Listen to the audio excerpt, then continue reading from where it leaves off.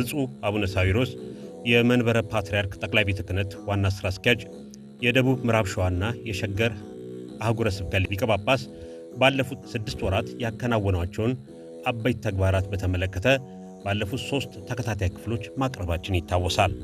በተለይም ብፁዕነታቸው በልማት ረገድ የሰሯቸውን ቀድሞ የተጀመሩትን ከማስቀጠል አንጻርና በብፁዕነታቸው ዘመነ ሲመት ታቅደው እየተሰሩ ያሉትን ልማቶች ከዚሁም ጋር ተያይዞ ብፁዕነታቸው ተቋማዊ አሰራርን ለማጠናከርና ለማስፋፋት የሚሰጡት ዋጋ ከፍተኛ በመሆኑ የመንበረ ፓትርያርክ ጠቅላይ ቤተ ክህነት መዋቅር በዘመናዊ ሥራ አመራር ስርዓት እንዲመራ ለማድረግ የወሰዷቸው እርምጃዎች ለውጥ እያመጡ እንዳሉ ተስፋ ሰጪ ማሳያዎችን ማቅረባችን ይታወሳል።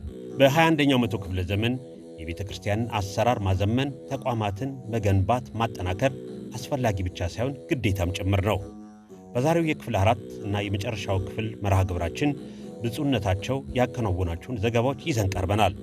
የመንበረ ፓትርያርክ ጠቅላይ ቤተ ክህነት የአስተዳደር ጉባኤ አባላት አስተያየት መሠረት ብፁዕነታቸው የቤተ ክርስቲያኒቱ ሐዋርያ ተልእኮ እንዲፋጠን ተቀዳሚ ተግባር በማድረግ በእቅድና በተግባር የሚለካ ሥራ በመሥራት ውሳኔዎችን በማሳለፍ በተዋረድ ሥራዎችን በመምራትና በመከታተል ይታወቃሉ ይላሉ።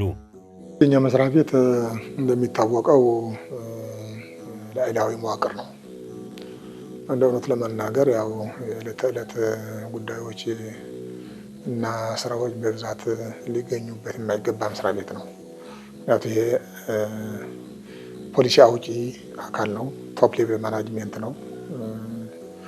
ደንቦች፣ ህጎች፣ መመሪያዎች፣ የስራ አፈጻጸም ደንቦች እና እቅዶች፣ ሪፖርቶች እየተቀበለ እየገመገመ አመራር የሚሰጥ መስሪያ ቤት ነው።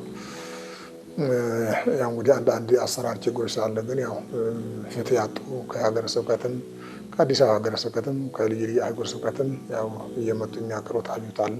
እሱን እንግዲህ ህግን ተከትለው መቼም እንግዲህ አቤቱታ ሁሉ እውነት ነው ማለት አይቻልም። አንዳንዱ ያው እንግዲህ ዝም ብሎ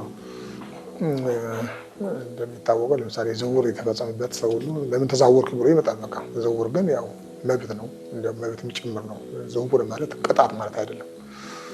ደረጃው ተጠብቆ ጥቅማ ጥቅሙ ተጠብቆ ስራ እንዲሰራ ማድረግ የቤተክርስቲያኗ መመሪያም ህግም ይፈቅዳል እና ለምን ተዛወርን እያሉ አቤቱታ የሚያመጡ ሰዎችም እንዳሉ ይታወቃል።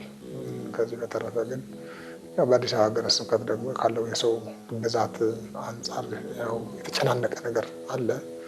እዚህ ከዚያ ያልተፈጸመላቸው ሰዎች እዚህ መጥተው አቤቱታ የማቅረብ ነገር አለ። እሱን ነገር እንግዲህ ያው ብፁዕነታቸው በእውነት ያው እንግዲህ በተቻለ መጠን በጽሕፈት ቤታቸው በኩል እየቀረበ ሁሉም ነገር መልስ እያገኘ ነው ያለው።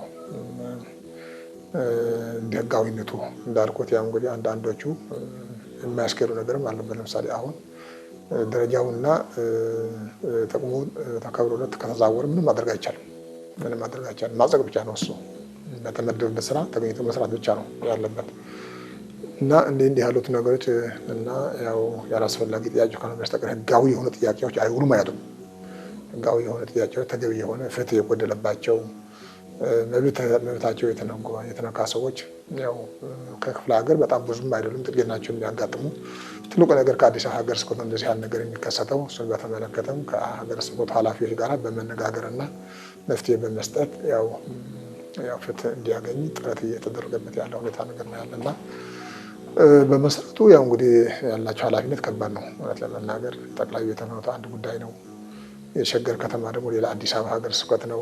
ደቡብ ሸዋ ሀገረ ስብከትም ራሱ የቻለ ሀገረ ስብከት ነው። ከዚህም ጋርም የምስካየ ኅዙናን መድኃኔዓለም ገዳምም አለ እና እነዚህ በሙሉ መርቶ መሄድ ቀላል ነገር አይደለም፣ ከባድ ነው። እጅግ በጣም ከባድ ነው። ግን እሳቸው አንድ ጥሩ ነገር ኳሊቲያቸው ምንድን ነው? የተረጋጋ መንፈስ አላቸው። አይረበሽም። በመጀመሪያ ይሄ በጣም የምወደው ነገር ነው። አንድ ነገር የመረጋጋትና ቀስ ብሎ የማሰብ ቀስ ብሎ የመወሰን ነገሮችን አጣጥሞ አውጥቶ አውርዶ ህግን ተከትሎ ውሳኔ መስጠት በጣም ለአንድ መሪ ኳሊቲ ናቸው። እነዚህ ደግሞ እንደገና ከማስተዋል የሚያደርሱ ናቸው እነዚህ ነገሮች። አባታችን ጋር ምንም አይነት ወረቀት ለአንድ ቀን አይቆይም። አሁን በማየው ይመጣል፣ ውሳኔ ያገኛል፣ ወደሚመለከተው ይሄዳል። ወደሚመለከተው ነው የሚሄደው። እሳቸው የሚሰጡት መመሪያ ካለ ይሰጣሉ፣ ወደ ሲኖዶስ ወደ ቋሚ ሲኖዶስ የሚሄድ ወዲያው ወደ እኛ የሚመጣ ወደ መምሪያ ኃላፊዎች የሚሄደው መምሪያ ኃላፊዎች ኢምፓወር ሆነው የየራሳቸው ስራ እንዲሰሩ የማድረግ ስራ ይሰራሉ። ለእያንዳንዱ ይላካል። ስለዚህ ስለሚጠይቁ ደግሞ ውጤት አያስቀምጡም። ጠዋት ከላኩልህ ከሰዓት በኋላ በስልክ ምን ላይ ደረሰ ልክ የለ ነበረው ይላል። ይሄ በቃ መሪ ማለት መንገድ የሚያውቅ መንገዱን አውቆ የሚመራ ማለት ነው። እኚህ አባት መንገድ ያውቃሉ፣ አውቆ ደግሞ ይመራሉ። ስለዚህ የሰጡህን ስራ የታደረስከው ይሉሃል። ስለዚህ የታደረስከው እንደምትባል ስለምታቅ እሳቸው ወዲያው የላኳትን ወዲያው ሰርተህ ትመልሳታለህ ማለት ነው። በዚህ መሃል ምን ይፈጠራል? እዛ የነበረ መንገላታት፣ እዛ የነበረ አቤቱታ የሚያቀርቡ ሰዎች እንግልት ይቀንሳል። በዚህ መንገድ አባታችን ደቂቃ ያቆዩም ስራዎች ከሰጡ በኋላ ደግሞ የታደረስከው ብሎ ይጠይቃሉ። እያንዳንዱ መምሪያ ወዴት ነው ያሉት? እኔ እሱ ብቻ አይደለም የሚደንቀኝ፣ ይሄ አንዱ ትልቁ የአመራር ጥበብ ነው አይደለ? ብፁዕ አባታችን ይሄን እያረጉም በክብረ በዓላት ላይ ይገኛሉ። በመንፈሳዊ አገልግሎት ውስጥ ተለይተው ያውቁ፣ በሸገር ሲቲ ተለይተው ያውቁ። በእያንዳንዱ አጥቢያ ውስጥ በሚኖር ክብረ በዓል ላይ ይገኛሉ። ትልልቆቹ የጥምቀት የምናምን ዋና ስራቸው ነው። የሀገረ ስብከታቸው ስራ ህንፃ ቤተክርስቲያን መመረቅ፣ ጉባኤ ላይ መገኘት፣ ቡራኬ ላይ መገኘት፣ ተመልሰው የቢሮ ስራ መስራት፣ ተመልሰው ደግሞ ከመንግስት ጋር የስራ ኃላፊዎች ጋር መወያየት፣ ተመልሰው መጥቶ የልማት ስራዎችን መጎብኘት፣ ተመልሰው የተሰሩ ልማት ስራዎች ላይ የተገኙ ውጤቶች ክፍተቶችን ለቅመው ወስደው መመሪያ መስጠት፣ የተሰጠው መመሪያ ደርሶ ብሎ መጠየቅ። ይሄ በጣም የሚገርም ኳሊቲ ነው። ስለዚህ እኔ አላየውም፣ እውነት ለመናገር ነው።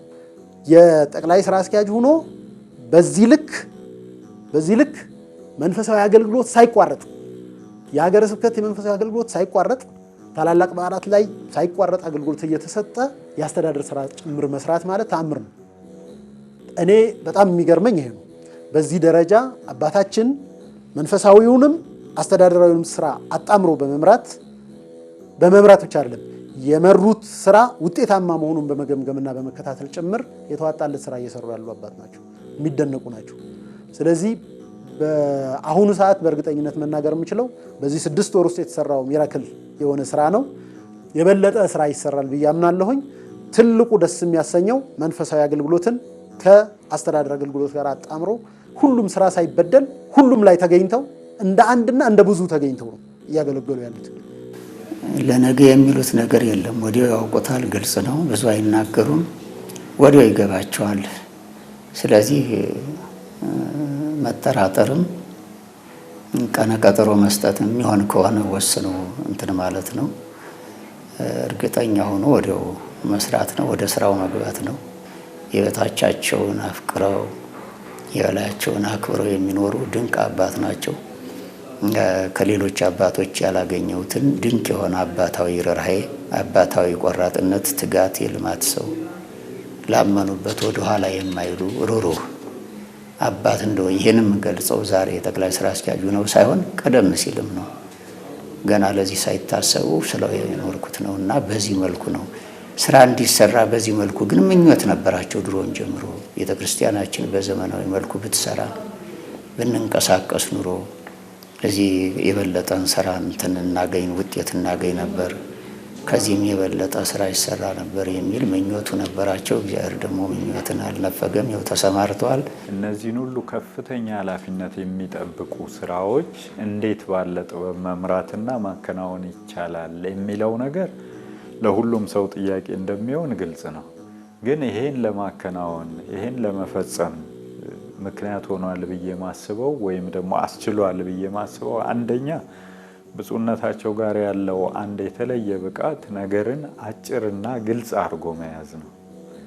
ነገሮች እንዳያያዛችን ነው አላስፈላጊ ጊዜም የሚወስዱት የሚጓተቱትና ውሳኔም ተወስኖባቸው አፈጻጸም የሚያጡት ማለት ነው። በተግባር ላይ የምናጣቸው ብዙ ጊዜ ነገሩን አጭርና ግልጽ ማግኘት ምንድነው የተወሰነው፣ እንዴት ነው ክትትል ሊደረግበት የሚችለው እና በክንውኑ ውጤት አድርገን የምናስመዘግበው እሱን መጠየቅ የምንችለው እንዴት ነው ነው። እንግዲህ ሁሉ ሰው ባለው የተለየ ጸጋ የብፁዕነታቸው ነገርን አጭርና ግልጽ አድርጎ የመያዝ አቅምና ብቃት አለ።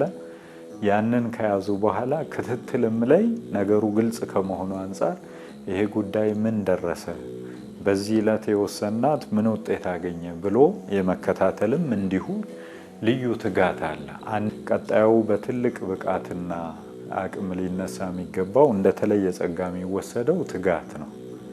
እንደተጠቀሰው አሁን ብፁዕ አባታችን በመንበረ ፓትርያርክ ጠቅላይ ቤተ ክህነት ውስጥ በታወቁ የስራ ሰዓታት በጽህፈት ቤት በስራ ገበታ በኃላፊነት ቦታቸው ላይ እናገኛቸዋለን። በአበይት በዓላት እንዲሁም ደግሞ በሸገር ሀገረ ስብከት በደቡብ ምዕራብ ሸዋም እንዲሁም ደግሞ ሌሎች በሊቀ ጳጳስነት በመንበረ ፓትርያርክ ጠቅላይ ቤተ ክህነት ስራ አስኪያጅነት የሚመለከቷቸው ስራዎች ላይ እና ኃላፊነቶች ላይ ለምሳሌ ቋሚ ሲኖዶስ የአስተዳደር ጉባኤን መምራት በመንበረ ፓትርያርክ ውስጥ እነዚህን ሁሉ ላይ እናያቸዋለን፣ እናገኛቸዋለን። ሁሉም አሁን ከቸልተኝነት ከስንፍና የሚመጡ ክፍተቶችን አናይባቸውም። ሁሉም ላይ ማግኘት ብፁዕ አባታችንን የተለመደ ነው። ይሄ ሁሉ እንዳልኩት አንደኛ ለዛ ስራ ተገቢ የሆነው ጊዜ መመደብና አጭርና ግልጽ አድርጎ መያዝ እንዴት ይቻላል የሚለው ነው የሚደነቀው አንድ ኳሊቲ ብቃት። ሁለተኛ ለነዚህ ሁሉ ዝርዝር ተግባራት የሚያስፈልገውን ትጋት ገንዘብ አድርጎ መያዝ ነው። ይሄ ልዩ ጸጋ ነው።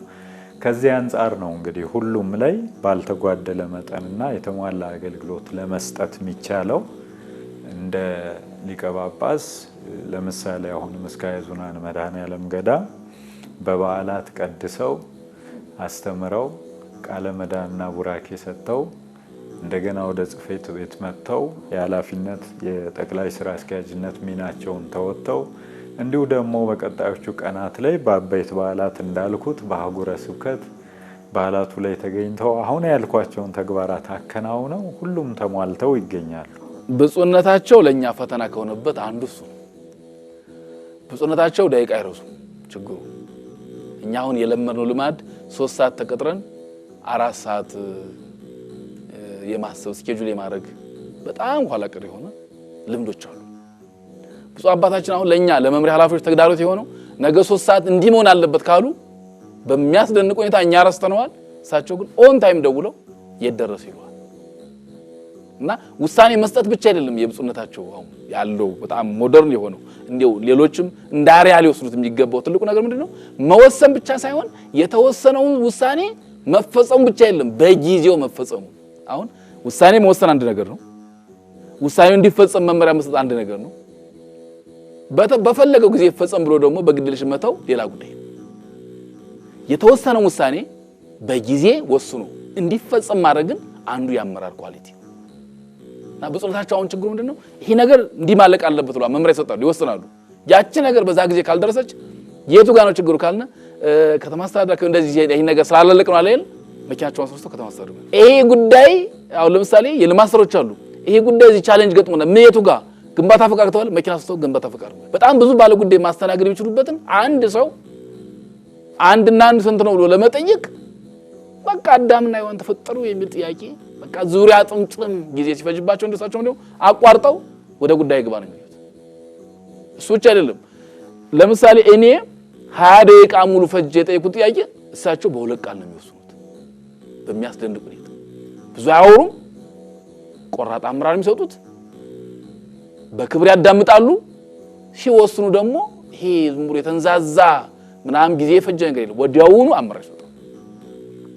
በጣም ማደንቀው እሱ ኳሊቲ በጣም አደንቃለሁ። ብፁዕነታቸው ባለፉት 6 ወራት ካከናወናቸው አበይት ተግባራት መካከል የቤተ ክርስቲያንን ይዞታ ማስከበር፣ አስተዳዳሪ ችግሮችን መፍታት በቀዳሚነት የሚጠቀሱ ናቸው። ብፁዕነታቸው ቤተ ክርስቲያን አሁን ያላት መዋቅራዊ አሰራርና ሐዋርያዊ ተልዕኮ የሚመጥናት አይደለም፣ ገና ብዙ መስራት ይጠበቅብናል በማለትም በቁጭት የሚናገሩ መሆናቸውን ያስረዳሉ። በጥቅሉ ስናስቀምጠው ሳለ በአሁን ጊዜ ያው በአንዳንድ ቦታዎች የሚያጋጥሙን ፈተናዎች ለምሳሌ በአርሲ አካባቢ ያው በቤተክርስቲያናችን ተከታዮች እና በቤተክርስቲያናችን ላይ ከሚደርሱ ጉዳቶች በመለስ በአሁኑ ጊዜ ቤተክርስቲያናችን ያው በሌሎች አካባቢዎች የተሻለ ያው ነገር አለ ከበፊት ካለፉት ዓመታት ማለት ነው። ያው እንግዲህ አጠቃላይ ያው ሀገሪቱ ሰላም ስትሆን ያው ቤተክርስቲያናችንም ሰላም ትሆናለች። ሀገሪቱ ሰላም ካጣች ደግሞ አብራ ቤተክርስቲያናችንም ያው የኛ ምእመናን ስለሆኑ ያሉበት ያው ይቸገራሉ እና ያው እንደሚታወቀው በምዕራብ ወለጋ አጠቃላይ በወለጋ አካባቢ ያለው እና በአርሲ አካባቢ ያለው እንደዚህ ደግሞ በአማራ ክልል ያለው አንድ አለመግባባት የሚያመጣቸው ተጽዕኖዎች ካልሆኑ በስተቀር በመልካም አስተዳደር ዙሪያ የተወሰደ የሚባል የቤተክርስቲያን ንብረት ተቆረመመ፣ ተሸረመመ የሚባል ነገር ፈጽሞ የለም። በተለይ በዚህ በአዲስ አበባ በቅርበት አህጉረ ስብከት ምናልባት እንግዲህ ያልደረስናቸው፣ ያልሰማናቸው፣ ያላወቅናቸው ሊኖሩ ይችላል፣ አናውቅም። በዚህ በአዲስ አበባ ደረጃ ግን ሁሉም ነገር የቤተክርስቲያኗ ይዞታ ተከብሮ ነው ያለ፣ አስተማማኝ ተከብሮ ነው ያለ። የተነካ ነገር የለም። እንዳይነካም ያው እንዳልኩት ጥሩ የሆነ ግንኙነትና ጥሩ የሆነ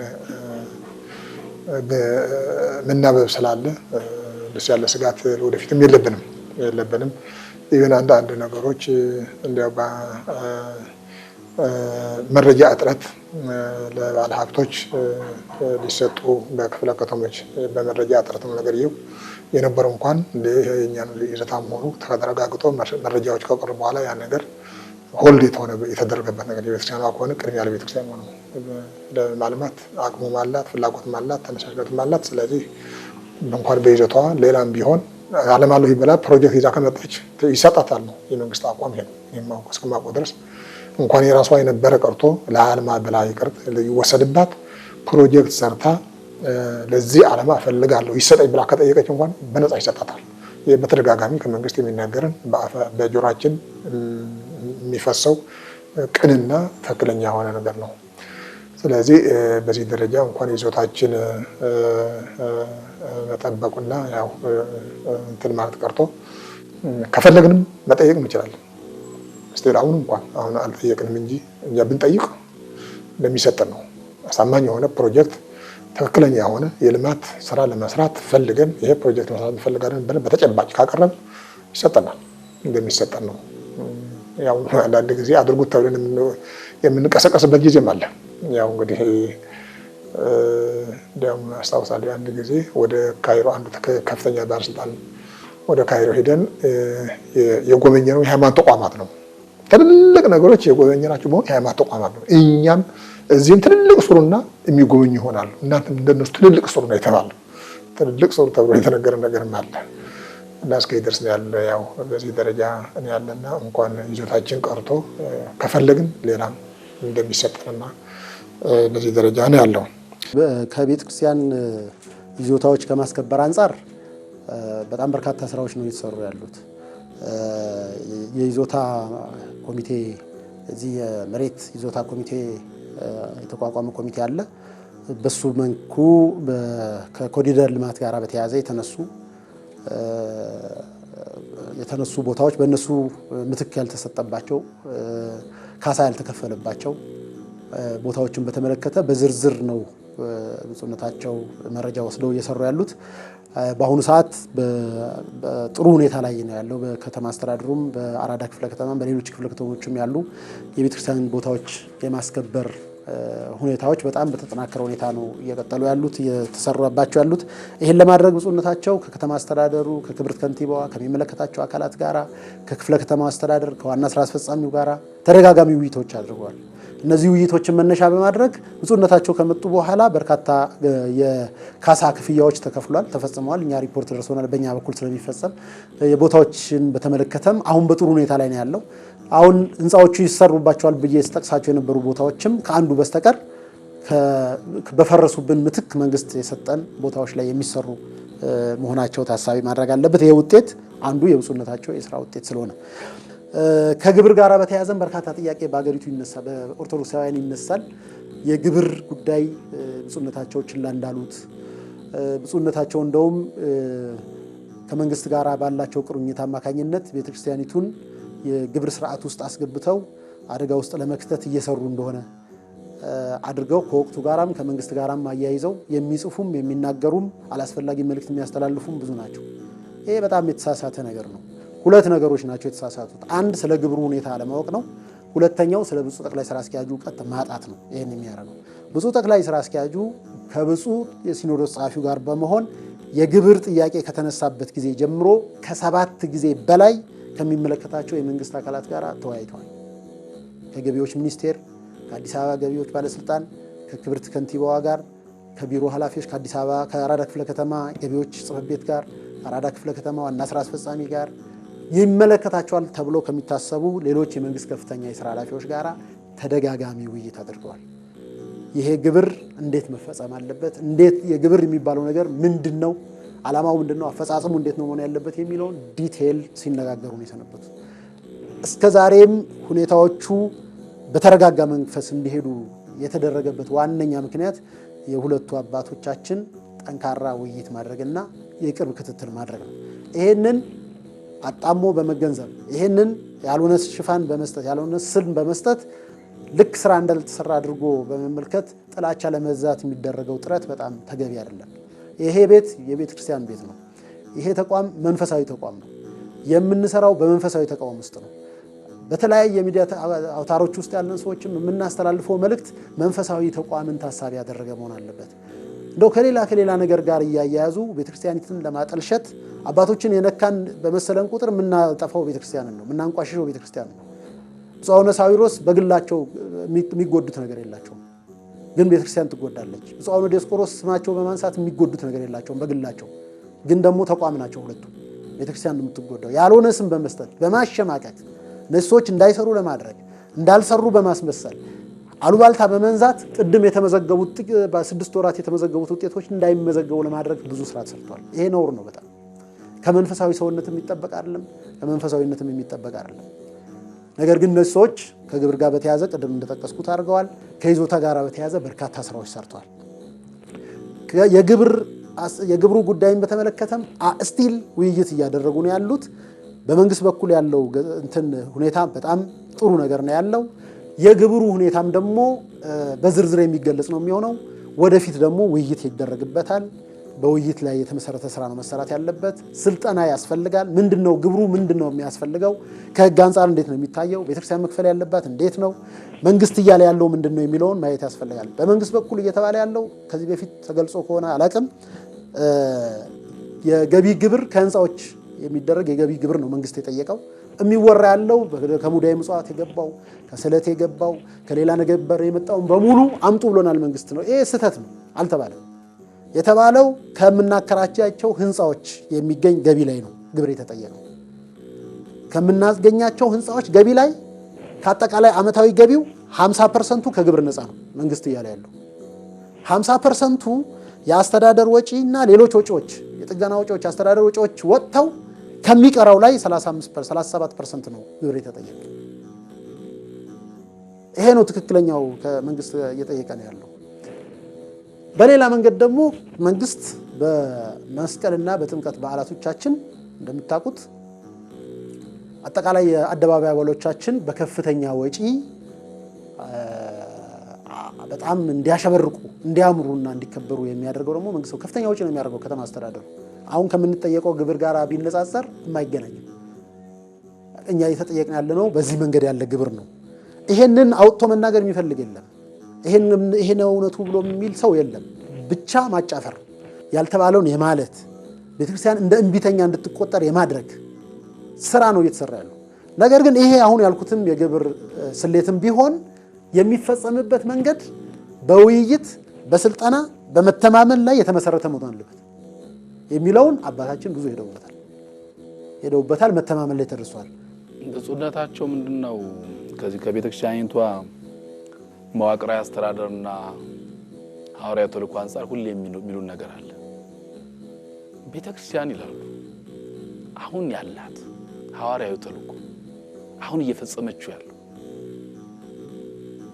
አይበቃትም ብቻ አይደለም፣ ይሄ የሚመጥናት አይደለም የሚል አቋም አላቸው። በጣም በዚህ በምንድነው በቁጭት አለ አይደለ? በቁጭት ነው የሚናገሩት። በፍጹም ነው የሚሉት ቤተክርስቲያን ገና አላገለገልናት፣ ይሄ አይገባትም ይላሉ እሳቸው። በልጆቿ በአገልጋዮቿ በሊቃውንቱ ብዛት ልክ በመዋቅሯ ብዛት ልክ በአባቶች ብዛት ልክ ሩጠን ቤተክርስቲያን አላገለገልናትም የሚል ቁጭት አላቸው። ከዚህ አንጻር ነው አይታችሁ ከሆነ በሸገር ከተማ ሀገረ ስብከት እንኳን ብታዩዋቸው አንዴ በዚህ በሱሉልታ ክፍለ ከተማ አይታችኋቸው ከሆነ ከሰዓት ደግሞ በዚህ በሰበታ ታገኟቸዋላችሁ። ቀጥለው ደግሞ በዚህ በማን ነው በለገጣፎና ለገዳም የሚባል ደግሞ ክፍለ ከተማ አለ። አንዴ ደግሞ በዚያ በታችኛው ታገኛቸዋላችሁ እና እኔ መታደል ነው እላለሁ። አንዳንድ ጊዜ ምንድነው ሰው እንደ በቃ በዚህ ልክ በቃ ለሐዋርያት ተልኮ ሲፋጠን እቀናለሁ። ለምሳሌ እንውሰድ የዘንድሮ ባለ ጥምቀት እንውሰድ እንዳለ በኢትዮጵያ ኦርቶዶክስ ተዋሕዶ ቤተክርስቲያን ታሪክ ምን አሏቸው ብፁዓን ቅዱሳን ፓትርያርኮች በክብር ተጠርተው ሲሄዱ አብሮ የሄደ ጠቅላይ ስራ አስኪያጅ ሊኖር ይችላል እንጂ አንድ ብፁዕ ጠቅላይ ስራ አስኪያጅ ከአዲስ አበባ ውጭ በጎንደር ከተማ ዓለም አቀፍ ትልቁ በዓል ጎንደር እንደመከበሩ መጠን ዘውድ ያከበረበት ጊዜ የለም። እኔ እስከማውቀው ይቅርታ እንግዲህ ሊኖር ይችላል ካለ ማርበት ይሆናል። እስካሁን በእኔ እድሜ ግን አይቻልም።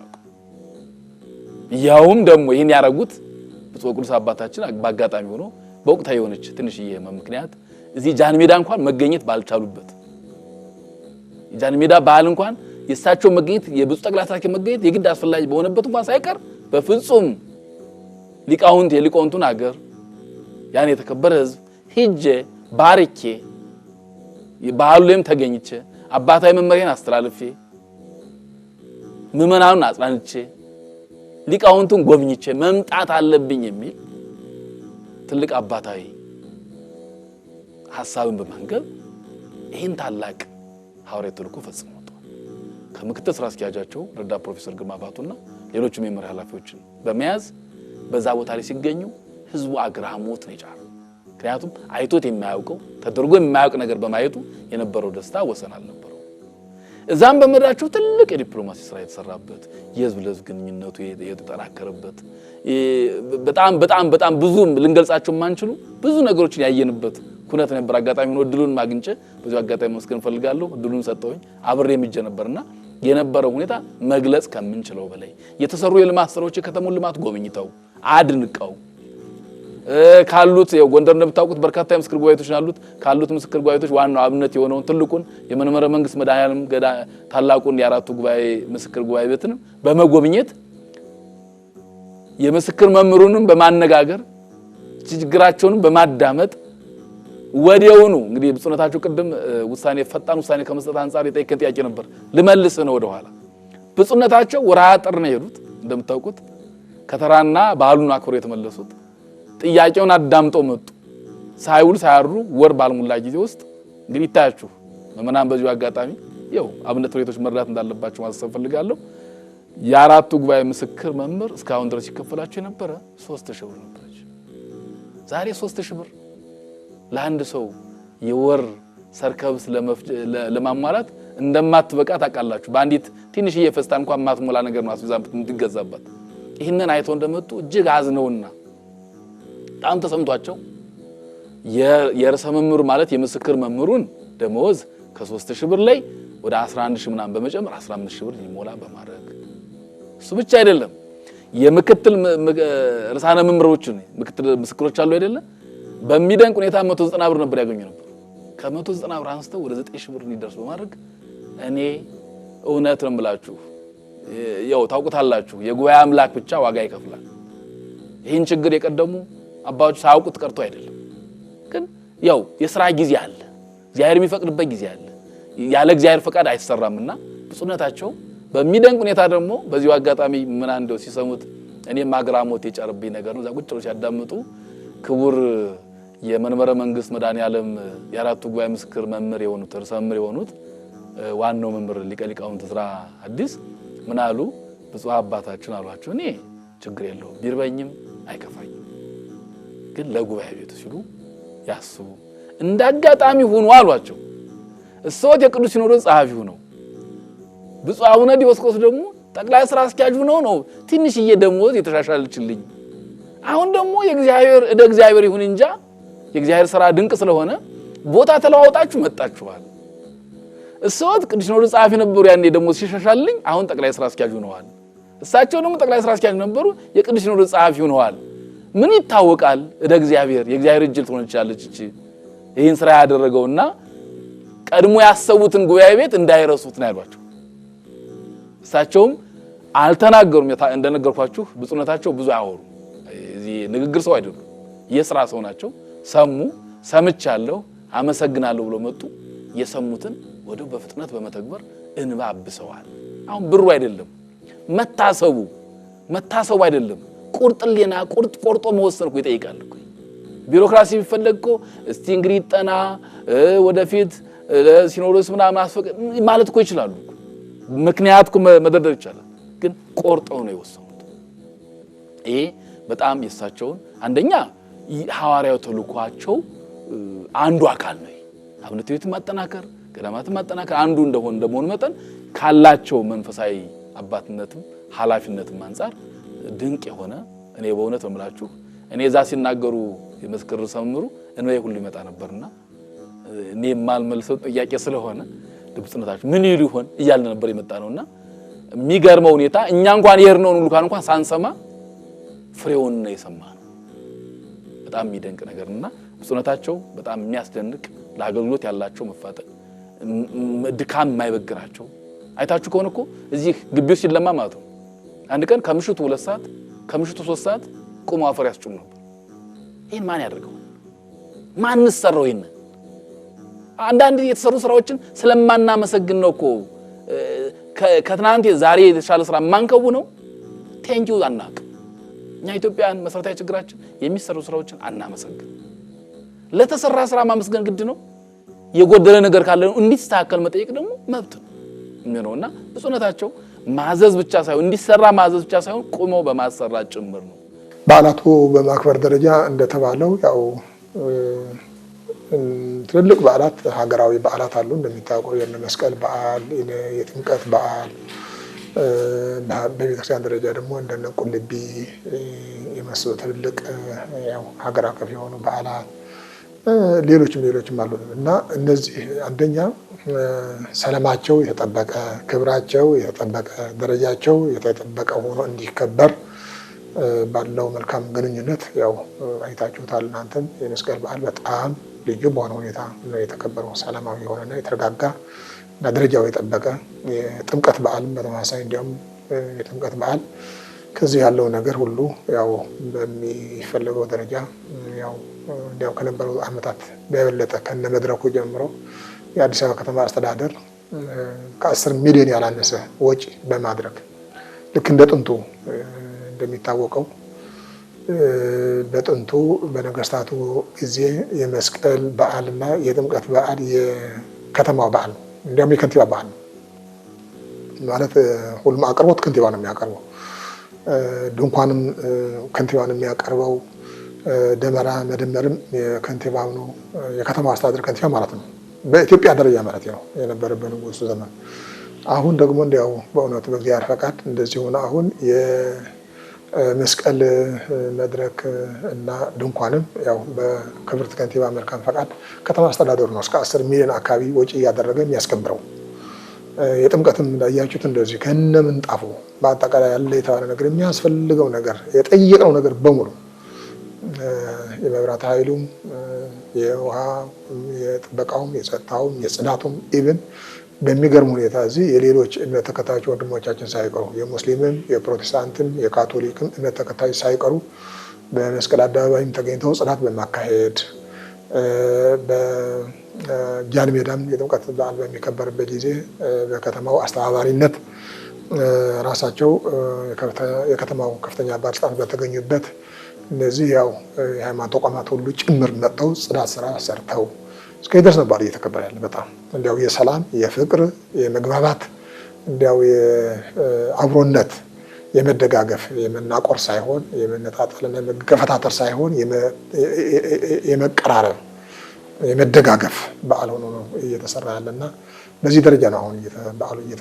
እየተከበሩ ያለ እና ብፁዕነታቸው ባህረ ጥምቀት የጎንደር ጥምቀት ያው የታወቀ እና ከፍ ባለ ስነ ስርዓት የሚከበር ነው። በዚያ ተገኝተው መርሃ ግብሩን በመምራት ትምህርት በመስጠት ህዝቡን በማጽናናት ያው ልዩ የሆነ የበዓል አከባበር እንዲከበር አድርገው ቤተክርስቲያናችንን ከፍ አድርገው ሀገሩንም ባርከው ጉባኤ ቤቱንም ጎብኝተው በእውነት ተገቢ የሆነ መልእክት አስተላልፈው የመጡበት ታሪካዊና የጎንደር ሕዝብም የተደሰተበት የክልሉ መንግስትም የፌዴራል ከፍተኛ ባለስልጣናትም ጭምር ያደነቁት ትምህርትና ቃለ ምዕዳን የሰጡበትና የአከባበሩ በዓል ተውቦና አምሮ እንዲከበር ያደረጉበት ሁኔታ ነው ያለ። በቁልቢም እንደዚህ በተመሳሳይ በጣም ደስ በሚልና ደረጃው በጠበቀ ያለምንም ስጋት ሰላማዊ በሆነ ሁኔታ የቁልቢ በዓል ሁለቱም በዓላት የሐምሌውም የታኅሳሱም ራሳቸው በአካል ተገኝተው ሊቃነ ጳጳሳቱን መርተው ያለውን ነገር ሁሉ ለሚመለከታቸው አካላት አነጋግረው ደስ በሚልና ሰላማዊ በሆነ በተረጋጋ ሁኔታ እንዲከበሩ የተደረገበት ሁኔታ ነው ያለ።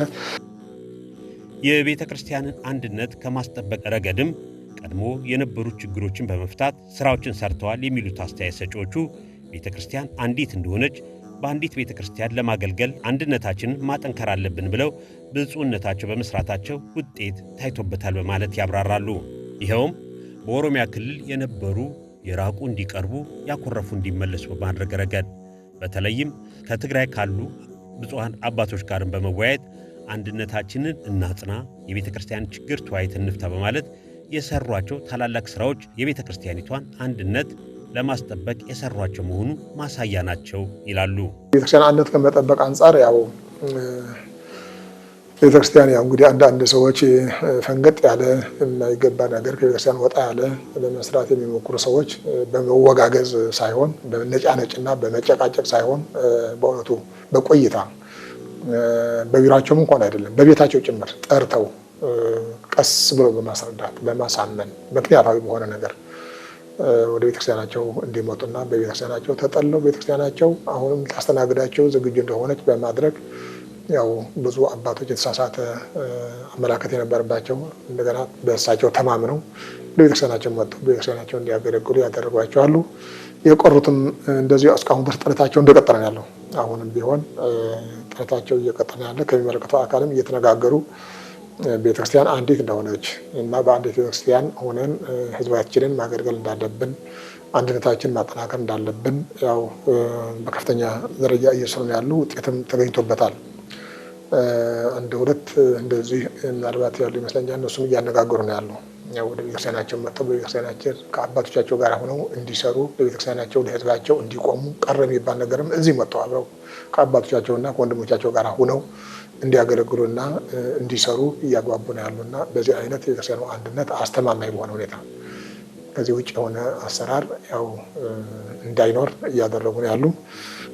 በተመሳሳይ ወደ ትግራይም በሽማግሌ ያው ተልኮ ነበር ከመሀል ሀገር የሽማግሌው አንዱ አካል ሆነው እሳቸውም ሂደው ያው እዚያው ያለው ነገር አነጋግረው የመጡበት ሁኔታ ነው ያለው። ያው ያ ችግር እስካሁን ድረስ ገና መፍትሄ የሚፈልግ ነገር ነው። የሆነ ሆነ ግን እሱንም ያው እየሄዱበት ያለው ጉዳይ ነው። ከአሁን በፊት ሄደው አነጋግረዋል። አሁንም ሰላማዊ በሆነ ነገር ብዙ በመጫጫ ምንም ሳይሆን ሰላማዊ በሆነ ነገር በማስተዋል የሚሰራ ነገር ነው ብሎ ያምናሉ። ሰላማዊ በሆነ ነገር በመረዳዳት በመግባባት ችግሩ የጋራ እንደሆነ በማየትና ያው የፈለገ ችግር ቢኖርም እንኳን ቤተክርስቲያን አንዲት ናትና እንደ እምነታችን እንደ ቀኖናችን አንዲት ቤተክርስቲያን በጋራ ማራመድ የምንችልበት ሁኔታ ማምጣት አለብን ብለው እየሰሩ ነው የሚገኙና ዋናው ነገር በመጀመሪያ የሚታየው ያው ሆነዋል አልሆነም የሚለው ነገር አይደለም። እሱ በጊዜ እግዚአብሔር በፈቀደው ጊዜ እግዚአብሔር የሚያደርገው ነገር ነው። ሁሉም እግዚአብሔር እጅ ነው ያለው። ዋናው ነገር ግን ቅንነቱና ተነሳሽነቱ ፍላጎት ነው። አቋም ነው የሚታየው። አቋማቸው ይሄው ነው። የቤተክርስቲያን አንድነት ማስቀጠል፣ የቤተክርስቲያን የሆነ ይዞታ በሙሉ መጠበቅ፣ የቤተክርስቲያን ክብር እንዲያውም ከነበሩ በላይ ከፍ ብሎ ተጠብቆ እንዲቀጥል ማድረግ ይሄ ነው። ይሄ በዋናነት ይዘው እየሰሩ ነው ያሉ። እንግዲህ በሂደት ደግሞ እንደገና ሌሎችም ውጤታማ እየሆኑ ያው የቤተክርስቲያኗ አንድነት የቤተክርስቲያኗ ክብርና ሉዓላዊነት ተጠብቆ የሚሄድበት ይዞታቸውን በሙሉ እንደዚሁ ተከብረው ከፍተኛ ልማት የምታለማበት ተጨማሪ ባስፈለገ ጊዜም ያው እየጠየቀች የምታገኝበትና የልማት ኃይል ሆና የምትወጣበት ስራ እና አስተሳሰብ ይዘው ነው እየሄዱ ያሉ። ይሄ ደግሞ ለቤተክርስቲያናችን እጅግ በጣም ጠቃሚ ነው። የሚታወቀው በ2015 ዓ.ም የተከሰተችውን ክስተት ተከትሎ ያው የተወሰኑ ኩርፊያዎችም ምኖችም ነበሩ። ከመዋቅር የሚያፈነገጡ አንዳንድ ግለሰቦች ነበሩ። በሚያስደንቅ ሁኔታ እንግዲህ ታስታውሳላችሁ አንድ 3-4 ብቻ ተመልሰው የተወሰነ መንገራገጮች የነበሩበት ነበር የነበረው። ክትትል በማድረግ እውነት ነው የምነግራችሁ የኦሮሚያ ብሔራዊ ክልላዊ መንግስት ድረስ በመሄድ በተለያየ የኦሮሚያ ክልል ውስጥ ራሳቸውን አግለው ራሳቸውን ሲኖዶስ አህለው የራሳቸውን መዋቅር ፈጥረው በቤተክርስቲያኒቷ መዋቅር አስተዳደር ላይ ቻሌንጅ ለመሆን ተግዳሮት ለመሆን የሚሰሩትን ስራ እየተከታተሉ እስከ ኦሮሚያ ብሔራዊ ክልላዊ መንግስት እስከ ፌደራል የኢፌዴሪ ሰላም ሚኒስቴር ድረስ በመሄድ እስከ ጠቅላይ ሚኒስትር ጽሕፈት ቤት ድረስ አቤቱታ በማቅረብ የራቁት እንዲቀርቡ ያኮረፉት እንዲመለሱ በማድረግ ትልቁ ሚና በመውጣት ብዙዎቹ በቃ አሁን እኮ የቀሩት 1 ነው 2 ናቸው የቀሩት። ከነዚህም በሙሉ እንዲመጡ በማድረግ ትልቁ ሚና የተጫወቱ ናቸው። እሱም ብቻ አይደለም በጣም በሚገርም ሁኔታ እምቢ ብለው እንኳን አፈንግጠው በቤተክርስቲያኒቷ ላይ በሌላውም ተግዳሮት የሆኑትን አባት ሳይቀር የህግ የበላይነት እንዲረጋገጥ የሰሩትን ስራ እኔ ሳልሆን የኦሮሚያ ክልላዊ መንግስት የሚመሰክረው እውነታ ጥሬ ሀቅ ይሄን የሚያደርጉት ለቤተክርስቲያኒቷ አንድነት። ይሄን ብቻ አይደለም ወደ ትግራይ አጋጣሚ ሆኖ ከብፁዕነታቸው ጋር ለሀገራዊ ሰላም ለሀገራዊ አንድነት ወደ ትግራይ መቀሌ በተጓዝንበት ጊዜ በዛ የሚገኙ አባቶች ለውይይት የመጡ አባቶች ሳይቀር ቤተክርስቲያን ላይ ታሪክ ይቅር የማይለው ጠባሳ ጥለን ማለፍ የለም። ታው ከልህ እንውጣ፣ አንድነታችንን እናጽና፣ የቤተክርስቲያን ችግር ተወያይተን እንፍታ፣ የራቃችሁት ቅረቡ፣ የቀደመ አንድነታችን ይጽና የሚል በጣም ረጅም ጊዜ ወስዶ ከነበረን የህዝብና የህዝብ ለህዝብ መድረኮች ወይም እንደ ሀገር ሽማግሌ እንደ ሃይማኖት ተቋማት ጉባኤ ስንሄድ ከጊዜያዊ አስተዳደሩ ጋር ከቀደሙ የፖለቲካ ከፍተኛ አመራሮች ጋር ለመወያየትና ሰላም ለማምጣት እንደ ሀገር ሰላም ጣል ነው። ግን እሳቸው ግን ጎን ለጎን ባገኙት አጋጣሚ የነበሩትን አባቶች በጣም መክረው አባታዊ መመሪያ በመስጠት እንደ አባትነታቸው በመገሰጽ አደራ ጭምር ጥለው ነው የመጡት። እሱም ብቻ አይደለም ከብፁዕ ወቅዱስ አባታችን ጋር ከብፁዕ የቅዱስ ሲኖዶስ ጸሐፊ ጋር ከሌሎችም አባቶች ጋር በመመካከር በዛ በትግራይ ክልል የሚገኙ አባቶች አሁንም ቢሆን ቀኑና ቤተክርስቲያንን አክብረው ቤተክርስቲያኒቷ የተከሰቱ ያሉት ልዩነቶች አጥፍተው ወደ አንድነት እንዲመጡ ሌት ተቀን ያላሰለሰ ጥረት እያደረጉ ይገኛሉ። ብፁዕ አባታችን አሁን ሳዊሮስ መቼም እንግዲህ ከኔ ጋር ያው አዲስ ትውውቃለን ያለን ቢያንስ የ20 ዓመት ያህል ትውውቃለን ማለት ያው በቅርብ አውቃቸዋለሁ ማለት ነው። ብዙ የታዘብኳቸውና የተረዳኋቸው ከሳቸው የተማርኳቸው ነገሮችም አሉ። ከሁሉ በፊት ብፁዕ አባታችን አስተዋይ ናቸው። ከሁሉ በፊት በጣም አስተዋይ ናቸው። እንደው ዝም ብለው በሆነ ነገር የሚነዱም አይደሉም። ነገሮች በአእምሮ ነው የሚያዩዋቸው። አይቸኩሉም። ብዙ መናገርም አይፈልጉም። ቶሎ ይረዱትና እዚያ በኋላ ከተረዱት በኋላ ሊሆን በሚችል መልኩ ነው የሚያስኬዱትና በእነዚህ ያው ምናልባት ወደዚህ ኃላፊነት ከመጡ በአሁን ጊዜ ወደ 21 ዓመታቸው ያለፋቸው ይመስለኛል። በወርሃ ሐምሌ በ97 ዓመተ ምህረት ነው የተሸሙትና ከዚያ ቀን ጀምሮ እስካሁን ድረስ 21 ዓመት 20 ዓመት ያጠናቀው 21ኛው ያዙ ይመስለኛል 21ኛው ያሉና ከዚያ ቀን ጀምሮ እንታወቃለን ማለት ነው። እና እንደዚህ ያለ ዝም ብሎ ያው እንደመጣ መናገር፣ እንደወረደ መናገር፣ እንደወረደ የሰው ክብር መንካት የሚባል ነገር የሰው ክብር በክፉ ሲያነሱም ሰምቻቸው አላውቅም። በእውነት ለመናገር ነገሮች አርቀው ነው የሚያስባቸው። ሊሆን የሚችል ነገር በደንብ ነው የሚገባቸው። ያው ጎጂ የሆነውንም በደንብ ነው የሚገባቸው። አጥፊ የሆኑም በደንብ ነው የሚገባቸው። ፍትሃዊም ናቸው። ባይሆን ሲበዛ የፍትህ ሰው ናቸው። ለሰው ልጆችም በጣም በእጁ የሚራሩ ሰው ናቸው። እውነት ለመናገር ብዙ መጥቀስ ይገባል። ለምሳሌ እንበል ያው እስከ ሀዘናን መድኃኔዓለም ቤተክርስቲያን የበላይ ኃላፊ ሆነው እየሰሩ ያሉ ከጀመሩ እና በዚህ በጦርነት ጊዜ በነበረው ግርግር አንዳንድ ነገሮች ሰዎች ሲታሰሩ እንደዚህ ሲባሉ እሳቸው እኔ ኃላፊነት ወስዳለሁ፣ እዚህ የሚታሰር ሰው የለም ነው። በጣም የሚገርም ነገር ነው። እዚህ ውስጥ ያካለሁበት ገዳም በተጨባጭ ችግር ያለበት ካለ ንገሩኝ፣ ችግሩን አይቼ ያ በኋላ ያው መክሬ የሚስተካከል ነገር ካለ እመክራለሁ። ካልሆነ ደግሞ ካቃተኝ እዚያ ጊዜ እኔ እነግራቸዋለሁ። እኔ ጠርቼ እነግራቸዋለሁ።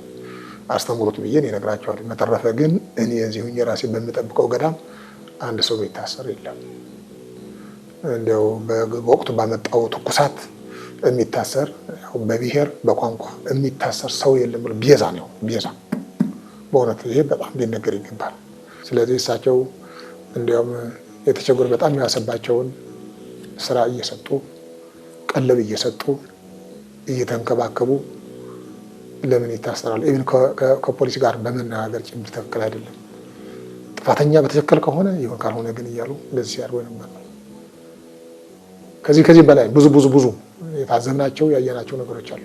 ብዙ ነገር እና በትግራይ በሆነው ነገርም ሰላም መጥቶ የፕሪቶሪያ ስም ከተፈጸመ በኋላ የመንግስት አካላት ሄደው ቦታውን ሲጎበኙ ሲያናገሩ በመጀመሪያ ሄደው የተገኙ ህዝቡን ያጽናኑ እሳቸው ናቸው። አሁን ሳይንስ ናቸው።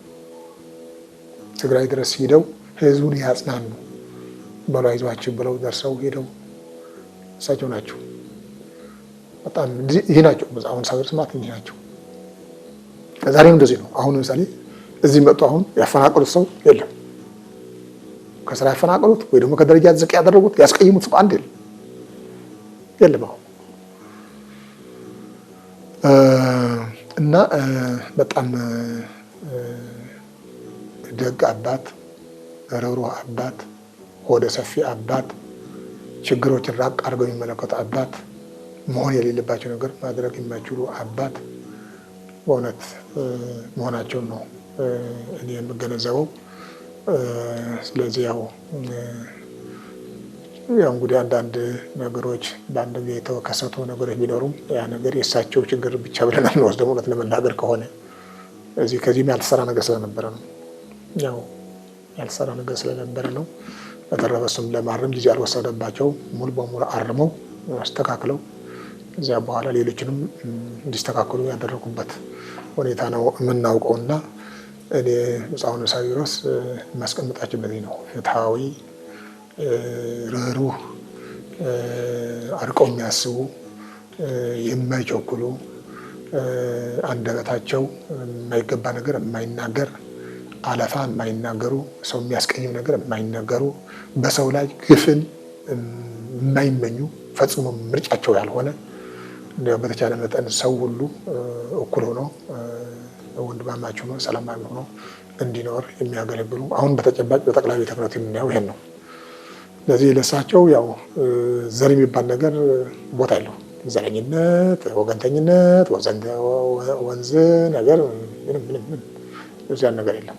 ጭራሽ እንደዚህ ያለ ነገር እንዲያም ከሆነ ሌላውን የሚያደሉ ከተወለደበት አካባቢ ይልቅ እንዲያው ሌላ የሚያደሉበት ነገር ነው እኔ የምታዘበው እና በእውነት ወደ ሰፊ፣ ታጋሽ፣ ሰው አክባሪ፣ አንደበተ ቁጥብ፣ ለስራ ግን በጣም ፈጣን እና ውሳኔያቸው መሬት ጠብ የማይል ተተግብሮ በቃ ለምሳሌ አሁን እዚህ የምናያቸው ስራዎች በሙሉ ታዩዋቸዋላችሁ።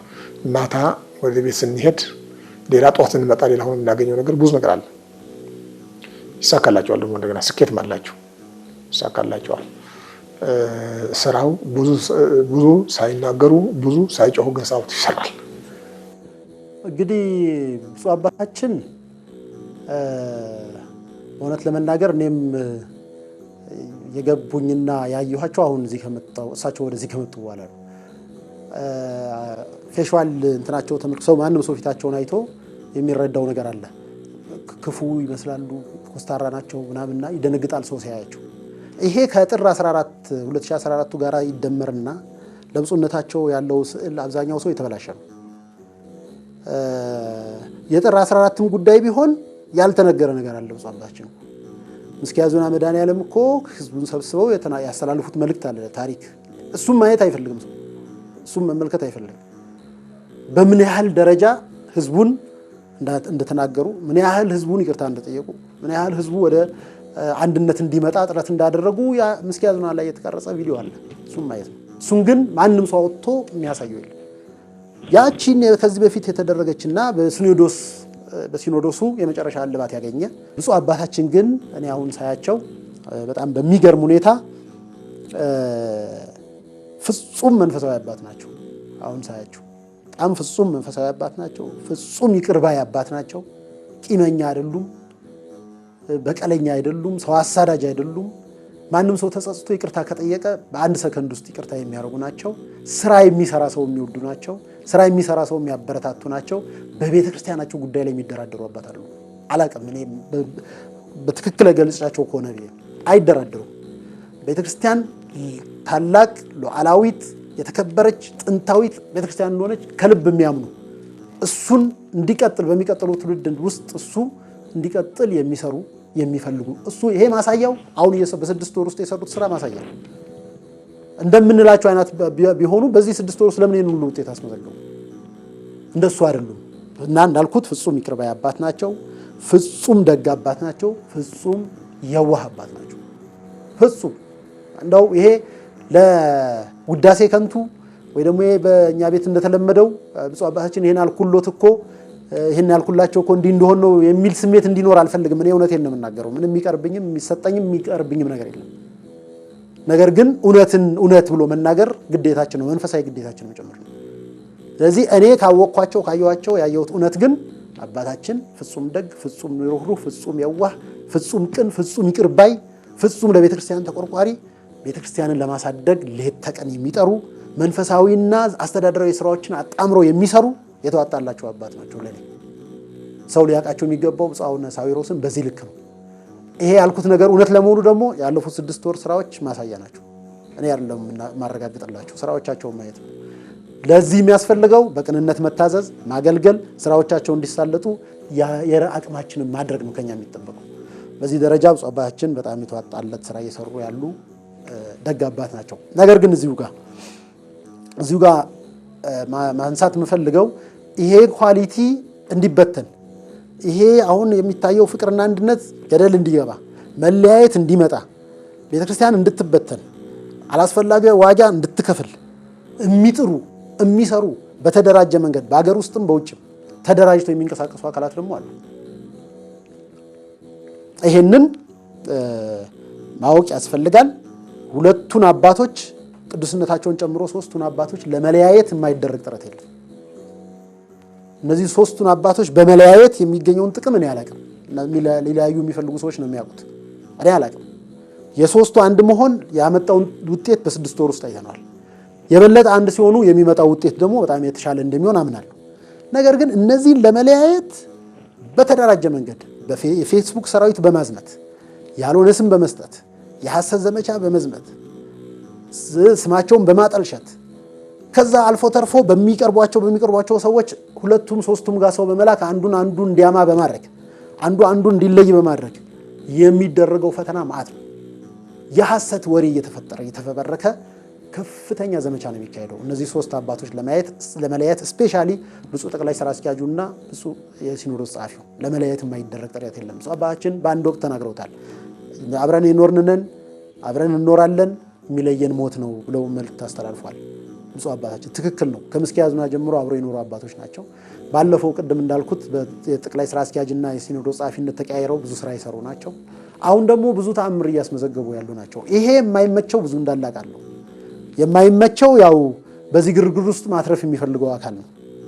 ስለዚህ እነዚህ 3 ሰዎች ተጣምረው እስከሄዱ ድረስ ከመንግስት ጋር ተናበው እስከሰሩ ድረስ የሚናበቡትና የሚሰሩት ለቤተ ክርስቲያን ጥቅም እስከሆነ ድረስ ቤተ ክርስቲያናችን የማታድግበት የማትለወጥበት መንገድ የለም። ብፁዕ አባታችን አቡነ ሳዊሮስን መግለጽ ከባድ ለምን በል እኔ እኮ የቅዱስ ሲኖዶስ ጸሐፊው ነው፣ እኔ የሕግ አገልግሎት መምሪያ ኃላፊ ሆኜ አብረን ሰርተናል። አላውቃቸውም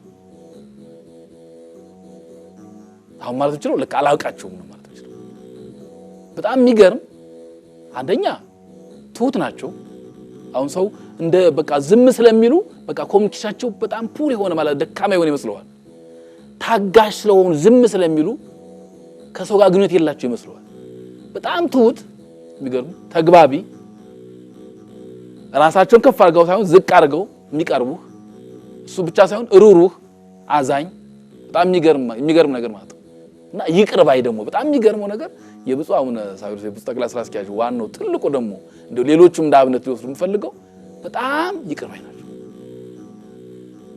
እንግዲህ መጥቀስ አይጠበቅብንም ብዙ ብንጠቅሰው ብዙ ነገር ስለሚያመጣ ብዬ በጣም ትናንት በተለያየ ጎራ በነበረ ጊዜ በጣም ብዙ ኃይለ ቃል የተናገሩ ወንድሞች አባቶች እንኳን ሳይቀር ኑ አንድ ሆነን ነው ቤተክርስቲያን የምናገለግላት ተለያይተን አይደለም ትናንት የተናገራችሁት ከራሳችሁ ሳቤ ከተለያየ አንግል አይታችሁ ሊሆን ይችላል እኔ አባታችሁ ነኝ ኑ በማለት ለኛ ሚራክል ነው ብለን እኛ ተአምር ነው ያለው ያን ታውቃላችሁ በዛን ሰዓት ያልተነገረ ነገር አልነበር 2015 ላይ ያልተወረወረ ኃይለ ቃላት አልነበር ያልተባለ ነገር አልነበር አሁን ምመኑ እየተረዳ ያለው ያኔ 2015 በነበረው እልሃዊ ንግግር የተላለፉት መልእክቶች በቃ ያለ መፋቅ እዛው ላይ በቃ ተቸክሎ የመቅረት ተጣብቆ የመቅረት ችግር አለ ስቀርባቸው ግን እኔ አሁን ድሮ ሲኖር ጻፊ ሆኖ እናውቀውት ነበር ነው ያልኩኝ እኔ ይቅርታ አናውቀውትም ነበር እንዴ ናልኳቸው እኔ እና አንዳንዴ አግራሞት የሚያጭው ነገሮች ይቅር ባይ